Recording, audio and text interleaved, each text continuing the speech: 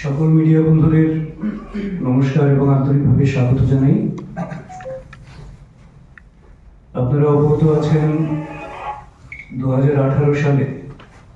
এবং পরবর্তীতে 2023 সালে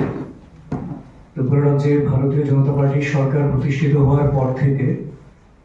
একের পর এক গুরুত্বপূর্ণ পদক্ষেপ নিয়ে চলেছেন রাজ্য সরকার, যার উদ্দেশ্য হচ্ছে রাজ্যের প্রতিটি প্রান্তে জাতি জনজাতি নির্বিশেষে, দুর্গম অঞ্চল নির্বিশেষে প্রতিটি অংশে উন্নয়নকে পৌঁছে দেয়া এবং যাতে করে সম উন্নয়ন, সুষম উন্নয়ন হয়, সেই লক্ষ্যটাকে সামনে রেখে রাজ্য সরকার নিরলসভাবে কাজ করে চলেছেন এবং সবসময় সরকারের দৃষ্টিভঙ্গি রয়েছে কোথাও আরও কিছু করা যায় কিনা,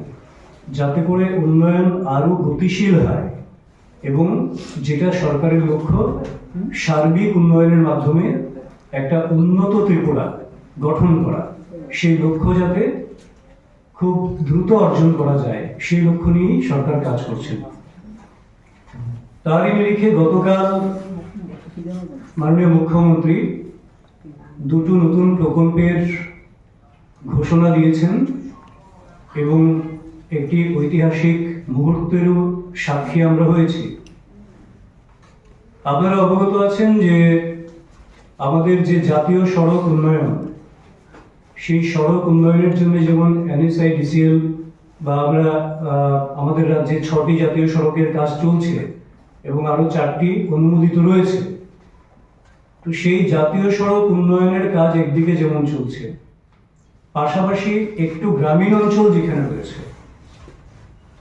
সেখানে প্রধানমন্ত্রী গ্রাম সড়ক যোজনা, সেই প্রকল্পের মাধ্যমে জাতীয় সড়কের সঙ্গে গ্রামীণ অঞ্চলকে সংযুক্ত করার একটা প্রক্রিয়া ধারাবাহিকভাবে চলছে। কিন্তু রাজ্য সরকার, রাজ্যের জনপ্রিয় মুখ্যমন্ত্রী মাননীয় প্রফেসর ডক্টর মানিক সাহা মহোদয়ের নেতৃত্বে এটা উপলব্ধি করতে পেরেছেন এত সব সড়ক নির্মাণের পরেও ছোট ছোট কিছু কিছু অঞ্চল রয়েছে যেখানে সড়ক নির্মাণের জন্য ওই রকম ব্যবস্থা গ্রহণ করা যাচ্ছে না, কিন্তু সেগুলিকেও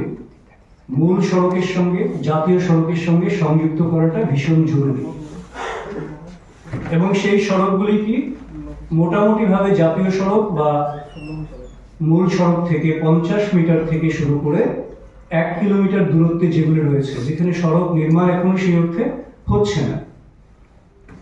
সেইগুলি চিহ্নিত করে যাতে করে সেই অঞ্চলে সব আবহাওয়ার চলাচলের উপযোগী অল ওয়েদার রুটস যেটাকে আমরা বলি, সেই ধরনের সড়ক যাতে নির্মাণ করা যায়, যাতে কোনো প্রত্যন্ত বলে না থাকে, যোগাযোগের অপ্রতুলতা যাতে কোথাও না থাকে, যাতে করে সেই অঞ্চলের কৃষকরাও তাদের পণ্য সেই সড়কের মাধ্যমে বাজারজাত করতে পারেন,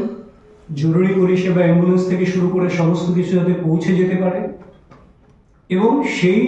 সমস্ত বিষয়গুলি যদি হয় তাহলে গ্রামীণ অর্থনীতির বিকাশে সেটা অনেক গুরুত্বপূর্ণ একটা ভূমিকা পালন করবে।